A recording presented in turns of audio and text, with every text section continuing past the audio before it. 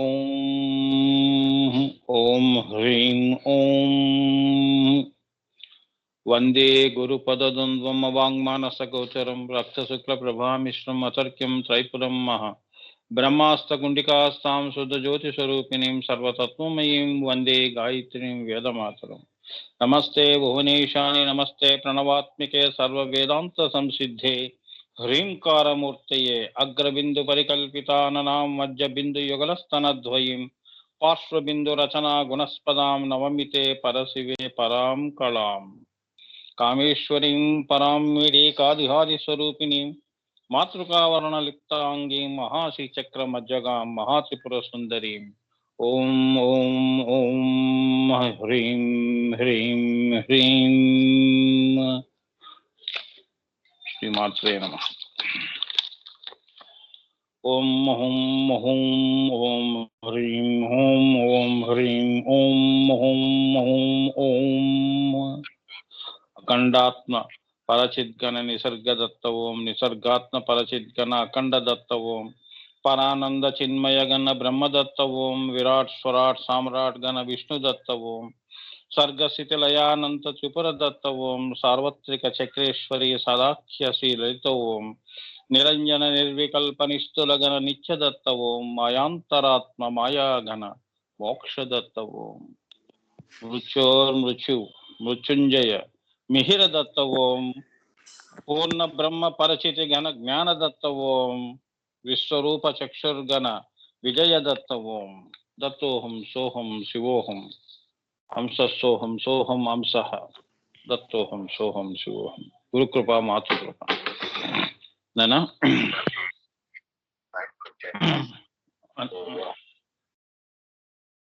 అందరికీ కూడా అమ్మవారి ఆశీస్సులు. మనం 56 నామాలు అమ్మ కృప గురు కృపతో చెప్పుకున్నాం నాన్న. ఇవాళ 57 అనే నామంలోకి వచ్చాం. అది కూడా అమ్మదయ్య గురు కృప. ఇప్పుడు ఈ నామం చాలా ముఖ్యమైన నామం. ఇదంతా కూడా బిందు మండలానికి సంబంధించింది. శ్రీచక్రంలో శిఖరము, ఆ శిఖరంలో బిందువు, ఆ బిందువు చింతామణి గృహాంతస్థ.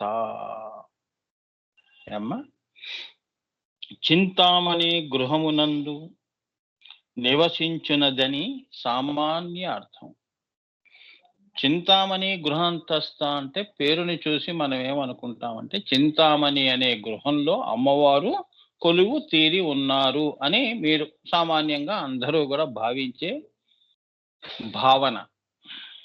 కానీ స్థూలంగా అదొక దర్శనం, భావనా దర్శనము. ఆలోచనలో దర్శించటం వేరు, ఊహల్లో దర్శించటం వేరు. మరి దీని అంతరార్థం అంటే ఆ గృహానికి అంతరార్థం ఒకటి ఉంటుంది. ఈ సర్వ శ్రీచక్రము కూడా బిందువు అమ్మవారి యొక్క నివాస స్థానం అయితే, ఈ సర్వ శ్రీచక్రము కూడా నవావరణలతో కూడుకున్న శ్రీచక్రం.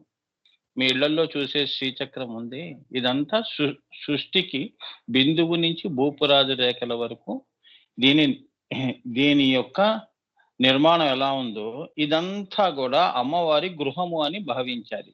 అంతేగాని కిందది వేరు శ్రీచక్రం, అమ్మవారి ఇల్లు వేరు, మనం ఉంటున్న ఈ ఆకాశాలు వేరు అని కాదు. అంతా కూడా చివరికి ఈ మొత్తం భూమండలం అంతా కూడా సర్వము తాను అయి ఆ గృహములో నివసించు ఆ బిందువు, శ్రీ బిందువు, ఆ మహాత్రిపుర సుందరి, ఆ యొక్క శ్రీ రాజరాజేశ్వరి లలితా పరాభట్టారిక ఎవరైతే ఉన్నారో అదంతా కలుపుకుంటే చింతామణి అవుతుంది.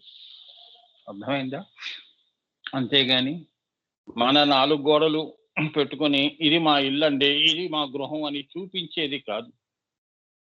అది కేవలం స్థూలంలోనే కాదు, నీ హృదయ ఫలకము మీద, నీ హృదయంలో మనసుగా తాను నివసించున్నది కూడా తానియే బిందువుగా. నీ సూక్ష్మంలో నీ నీ అంతర్యాగంలో అంటాం కదా. శరీరంలో గుండెలో అమ్మవారు అనాహత నాదం చేస్తూ అదొక గృహం. మళ్ళీ నీ సూక్ష్మ శరీరంలోనే మళ్ళీ అమ్మవారు మనసుగా నీలో ఉంది. మరి నువ్వు ఆ మనసు ఉంది కాబట్టి నీ శరీరాన్ని, నీ ఆలోచనల్ని, ఊహల్ని, కర్త, కర్మ, క్రియలు చేస్తున్నావు. అన్ని పనులు చేస్తున్నావా లేదా? అలానే మళ్ళీ ప్రాణగృహము అనేది ఒకటి ఉంది. చూడండి, అమ్మవారి చింతామణి గృహాంతస్థ అంటే స్థూల గృహ, సూక్ష్మ గృహ, మళ్ళీ ప్రాణగృహ ముఖ్య ప్రాణముగా ఉన్నది. అది ఉన్నది కాబట్టి, అది 10 దారుల్లో వెళుతోంది కాబట్టి దశవిధ ప్రాణములు అన్నాం. అందులో నీకు ముఖ్యమైన ప్రాణము, ముఖ్య ప్రాణము, ఉదాన ప్రాణము, అదొక గృహం. ఇక ఆత్మగా చూస్తే నీ అనాహత చక్రంలోనే కాకుండా ఏమా మొత్తం సర్వసృష్టిలో పిపిలికాది బ్రహ్మ పర్యంతం ఊహలు చేసుకోండి. ఆమె ఇక్కడ ఉంది, అక్కడ ఉంది. అంటే అక్కడ యొక్క పరమాత్మ యొక్క అంశ కూడా తానే అయి కూర్చొని ఉన్నది. ఇదంతా గృహము. ఇదంతా 4 పరాపశ్యంతి మధ్యమ వైఖరిల్లో కూడా ఆమె ఉన్నది అని. చింతామణి అంటే అదనమాట. అంత చింత చెయ్యాలి నువ్వు. చింత అంటే ఏమిటి? ఆలోచన చేస్తే ఇదిగో అమ్మవారు తాను ఎక్కడుందో నీకు అవగతం అవుతుంది. లేదు అంటే బయటే వెతుక్కుంటూ ఉంటాం. శ్రీచక్రంలో మన పూజా గృహాల్లో ఆ శ్రీచక్రం ఎక్కడుంది అని చెప్పి అవి చూసుకుంటూ మురిసిపోతూ ఉంటాం. బయటే ఉండి నిన్ను అక్కడే ఉంచుతుంది. చింత చేసావనుకో, భక్తితో చింత చేయటం, ప్రేమతో, అమ్మ ప్రేమ చేసావనుకో, ఇగో ఈ రకంగా కూడా అన్ని చోట్ల సర్వాంతర్యామిగా తాను కూర్చొని ఉంటుంది. అందులో నీవు కూడా కలిసి ఉన్నావు. ఈ నామము కరెక్ట్ గా భగవద్గీతలో శ్రీకృష్ణుడు విశ్వరూప దర్శనంలో చూపించాడు. అదే చింతామణి గృహాంతస్థ అంటే ఈ 1000 నామాలు కూడా శ్రీకృష్ణుడి యొక్క చర్యల్లో కూడా ఒక భాగమే. అర్జునుడికి చూపించాడుగా. అర్జునుడికి విశ్వరూప దర్శనంలో అన్ని లోకాలు తనలో ఉన్నాయని చూపించాడు కదా. అదే చింతామణి అంటే. మరి ఆయన ఎక్కడున్నాడు? బిందువు ఆయన. బిందు స్వరూపుడు కదమ్మా. అదనమాట. కరాంగులి నకోత్పన్న నారాయణ దశాకృతి అని ఏదైతే ఉందో ఈ నామం కరెక్ట్ గా లోకానికి తెలియపరిచింది. దీని విశిష్టతని ప్రాక్టికల్ గా శ్రీకృష్ణుడు. ఏమ్మా, తాను ఎందులోనూ లేడు, అన్నీ తనలో పెట్టుకుని ఉన్నవాడు. అది గృహము అంటే. అది ఏమ్మా, మనం ఏంటంటేనమ్మా మాయలో మనం ఒకరి గృహాల్లో మనం తిరుగుతూ ఉంటాం, కానీ మనలో మనముగా ఉండం. అదే మాయ. ఏమ్మా, అంటే నిన్ను నువ్వు తెలుసుకోవటమే చింత. అది చేస్తే అదే మణి. ఏమ్మా, అదే నీ యొక్క ఆత్మ. అదే ఆత్మ జ్ఞానము, ఆత్మ విద్య, బ్రహ్మ విద్య, శ్రీ విద్య. ఇది తెలుసుకోవటమే నీ యొక్క చింత. అంతకంటే ఉత్తమమైన ఆలోచన ఏముందమ్మా భూమి మీద? లౌకిక విషయాలే కదా, ఏమున్నాయి చెప్పండి. అదే మణి. నీకు దక్కిన మణి ఏమిటి అంటే ఇదేనండి, అమ్మ గురించి. ఈగో ఈ చింతామణి గృహాంతస్థ ఈ ఆలోచన నాలో కలగటం, దానిని నేను ఎప్పుడు మననం చేయటమే నా యొక్క మణి. నేను పొందిన మణి అపూర్వమైన మణి, అపూర్వ చింతామణి అంటాంగా. అది పొందావు నువ్వు అంటే అమ్మ దయ్యను పొందావని. లేదు అంటే ఇంత ఆలోచన నీకు ఇవ్వదు. అర్థమైందే? ఎక్కడ ఉంచాలో అక్కడే ఉంచేస్తుంది మాయ. తన మాయలో అలా ఉంచేస్తుంది. ఎందుకు అలా ఉంచుతుంది అంటే ఎవరి కర్మానుసారంగా వాళ్ళు వెళ్తారు. అందరూ శ్రీ విద్యోపాసకులు కాలేరుగా. అమ్మ దయ ఉండాలి. అందరూ డాక్టర్లు అవుతున్నారా? అందరూ ఐఏఎస్ ఆఫీసర్లు అయిపోతున్నారా? కావట్లేదు. అందరూ మంత్రులు అయిపోతున్నారా? అవ్వాలని కోరికలైతే ఉన్నాయి కానీ ఎవరు కావట్లేదు కదా. మరి ఎందుకు అలా జరుగుతుంది అంటే కర్మానుసారంగా. నువ్వు అదే if you look at me I look at you. నువ్వు నన్ను చూస్తే నేను నిన్ను చూస్తాను అనే సూత్రం సాయిబాబా ఏదైతే చెప్పాడో అంటే ఇదే. భౌతికమైన దృష్టితో నువ్వు నన్ను చూడడానికి కాదు అక్కడ అర్థం. అటువంటి చింత అనేది నీలో వచ్చినప్పుడు దానితో నన్ను చూడు. అప్పుడు నేను ఆ గృహంలో నిన్ను శాశ్వతంగా నా దగ్గర పెట్టుకుంటానని. ఆ గృహంలో నువ్వు కూడా అంటే అంశరూప పరమాత్మ ఏదైతే ఉందో అది పూర్ణాత్మ అవుతుంది. మహాత్మ అవుతుంది. లేదంటే ఒట్టి ఆత్మగా ఉంటామని. మహాత్మ అంటే అమ్మవారిలో కలిసేది. లేదు అంటే ఆత్మలుగా, జీవాత్మలుగా ఇక్కడ తిరుగుతూ ఉంటాం. అదనమాట. ఇక ఇందులోని గుప్త నామాలు తెలుసుకుందాం అమ్మ. మరి పెద్ద గురువు గారు ఏం చెప్పారు? మహానుభావుడు, అమ్మవారి స్వరూపం, మహవతార్ బాబాజీ గురు పరంపరకి ఆయన ఒక మణి. ఆ శంబల అనే గ్రామానికి ఆయన ఒక మణి, విశ్వమణి, చింతామణి. ఆయన ఆ తండ్రి గారికి పాదావి వందనం చేస్తూ ఈ చింతామణి గృహంతస్థ అనే నామాన్ని ఇప్పుడు నేను మీకు విశదీకరిస్తాను. అది కూడా వారి ఆశీస్సులతోనే. చింత మొదటి నామము చింత అంటే ఏంటంటే ద్వైత ప్రవృత్తి మాయ కాబట్టి ఆ మహామాయా స్వరూపిణియే చింతాస్వరూపిణి కాబట్టి స్వరూపముతో మాయను ప్రవర్తింపచేయు తల్లి అని అర్థం. చింత ద్వైత ప్రవృత్తి సృష్టికి సంకల్పముగా ఉన్నప్పుడు అది అద్వైత ప్రవృత్తి. అది అమ్మవారు సంకల్పాన్ని సాకారం చేసిన తర్వాత వచ్చినది ద్వైత ప్రవృత్తి. అదే చింతించటం అంటే ఆలోచన చేసి సృష్టిని. దేని గురించి ఆలోచన? చింత అంటే అదే సంకల్పముగా పెట్టుకుంది కాబట్టి సృష్టి ఆ చింత అనేది ఏదైతే ఉందో ఆలోచన ఆ అద్వైతాన్ని ద్వైతంలోకి తీసుకొచ్చింది. అంటే నీవు నేను అని. అది ఆ రెండు ఉంటేనే సృష్టి ఉంటుంది, లేదంటే సృష్టి లేదు. అవునా? మనం మాట్లాడుకోవాలంటే ఎవరో ఒకరు ఉంటే కదా మనం మాట్లాడేది. లేదు అంటే అలా ఉండిపోతావు, అద్వైతంలో ఉండిపోతావు నువ్వు ఒక్కడివే. సో నిన్నే నువ్వు వ్యక్తపరచుకోవాలి, ఎక్స్ప్రెషన్ చెయ్యాలి అంటే ఏదో ఒకడు ఉండాలి పక్కన. అదే నీవు నేను అనేది ద్వైత ప్రవృత్తి. అప్పుడే వ్యవహారం అనేది వస్తుంది. అంటే కర్త కర్మ తర్వాత వచ్చేది క్రియ అనేది జరుగుతుంది. చింత అంటే ద్వైత ప్రవృత్తి మాయ కాబట్టి ఇది మాయా స్వరూపిణి. చూసారా? అద్వైతంలో అందరూ అమ్మవారి అంశ రూపాలేనమ్మా. కానీ ద్వైతంలోకి వచ్చినప్పుడు అమ్మని మర్చిపోయి మనం మాయలో పడిపోతాం. అదనమాట. ఎలా ఉంటుంది అంటే గజస్నానంలా ఉంటుంది. గజస్నానం ఎలా ఉంటుంది? పూజా మందిరంలో వెళ్ళినంత వరకు దేవుడు గుర్తుంటాడు. గజస్నానం కూడా స్నానం చేసేసి మళ్ళీ ఒడ్డుకొచ్చిన తర్వాత మళ్ళీ మట్టంతా తొండంతో శరీరం అంతా పులుముకుంటుంది. అవునా? అదే మాయ. ఇదే ద్వైత ప్రవృత్తి. అక్కడ భగవంతుడిని స్నానం చేసింది. మళ్ళీ బయటకొచ్చి మళ్ళీ మట్టంతా శరీరం ఒంటి మీదకి వేసుకుంటుంది. మాయ. ద్వైత ప్రవృత్తి. మాయ కాబట్టి ఆ మహామాయా స్వరూపిణియే అమ్మవారు. ఏమ్మా? ఆ మహామాయ స్వరూపం ఏదైతే ఉందో అంటే అమ్మవారే అద్వైతమే ద్వైత రూపంలో అమ్మవారు మాయా స్వరూపంగా బయటికి వచ్చింది. అదే చింతాస్వరూపిణి. చింతాస్వరూపిణి అంటే ఏమిటి?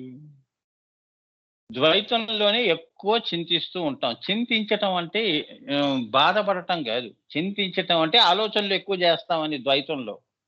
అద్వైతంలో ఎందుకు చేస్తావు? ద్వైతంలో అది లేదు, ఇది ఉంది, అది కావాలి, ఇది వద్దు అనేది ఏవైతే ఉన్నాయో అదంతా చింత.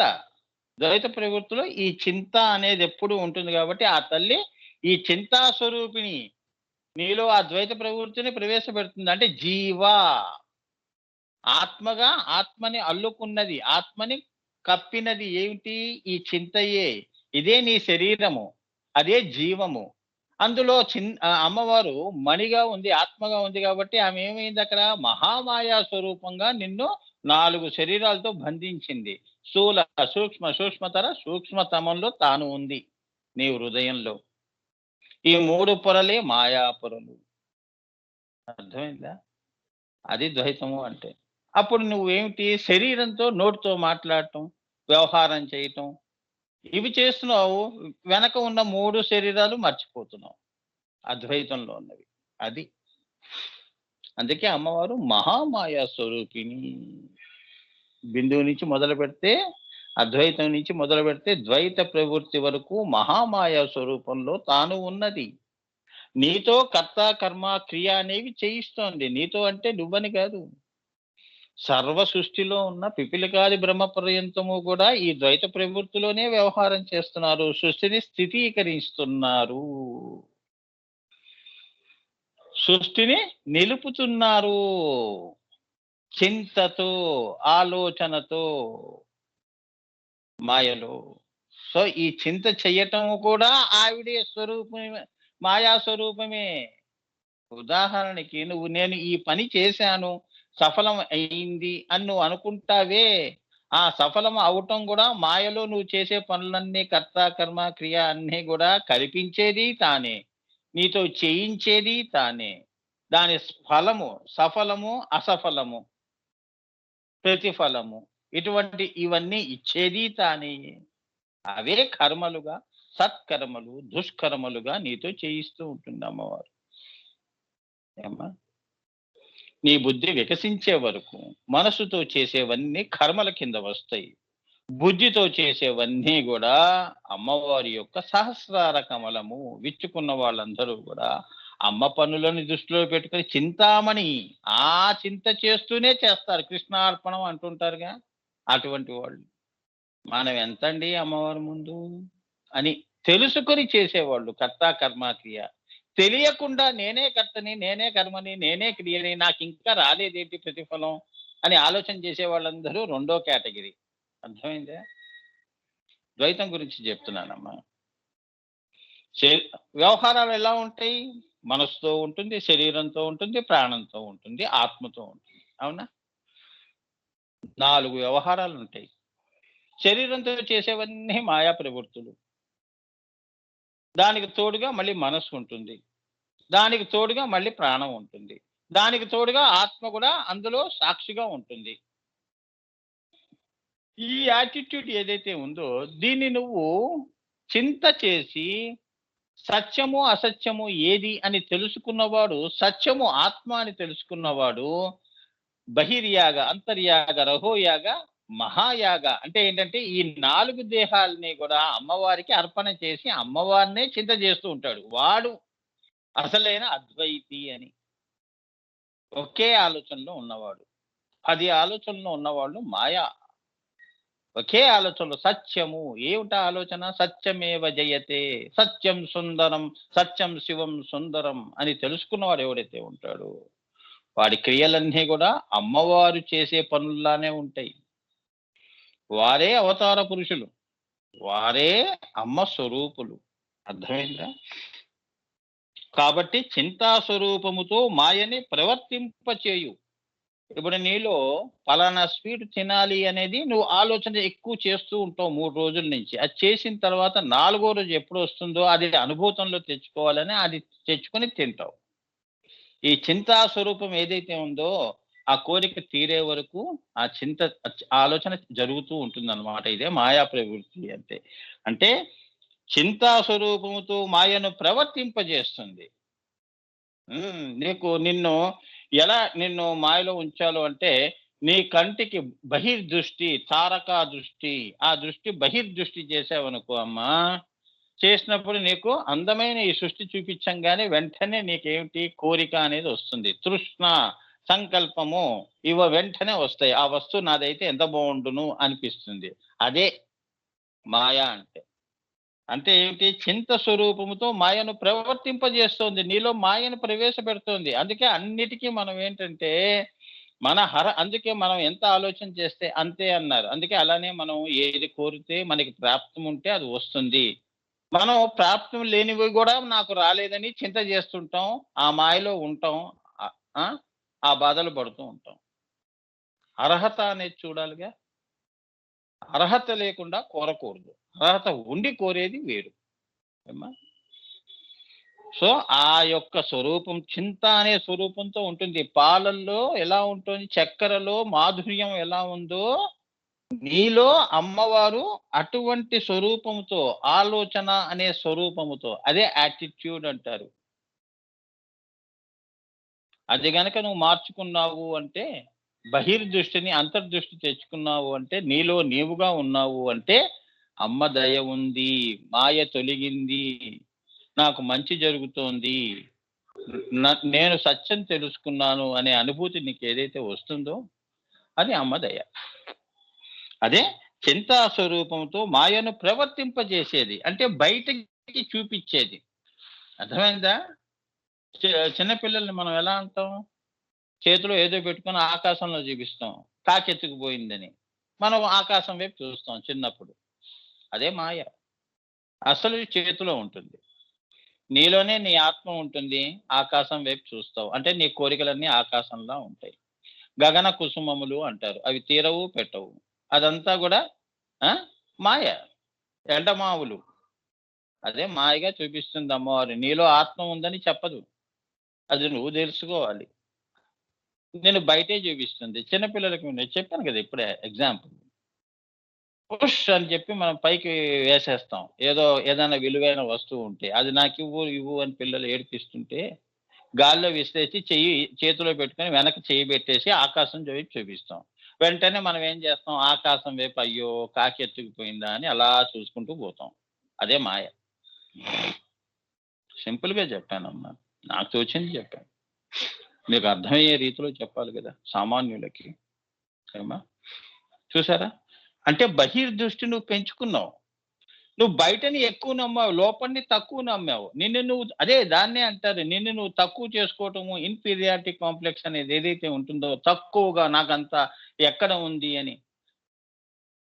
ఇన్హిబిషన్స్ అంటారే, నీలో నీవుగా ఉండటం. ఈ ఇన్హిబిషన్స్ పెట్టుకునే వాళ్ళు ఎవరైతే ఉంటారో, ఇవో ఇది.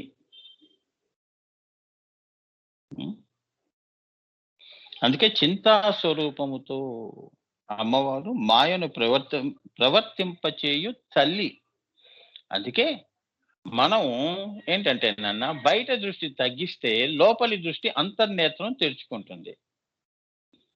బయట నేత్రం బాగా పెంచేశాం కదమ్మా, మాయని పెంచేశాం. ప్రతి వస్తువు మీకు ఆకర్షణగా కనిపిస్తూ ఉంటుంది ఈ సృష్టిలో. ఇవి చూడటంలోనే మన జీవితం వెళ్ళిపోతూ ఉంటుంది మాయలో. ఈ దృష్టి గనక నువ్వు, అందుకే ఈ కళ్ళు మూయటం అనేది ఏదైతే ఉందో, ధ్యానం చేయటం అనేది ఉందో, ఆ చింత అంటారు. చింతయే ధ్యానము, ధ్యానమే చింతమ్మ, అంతకంటే ఏం లేదు.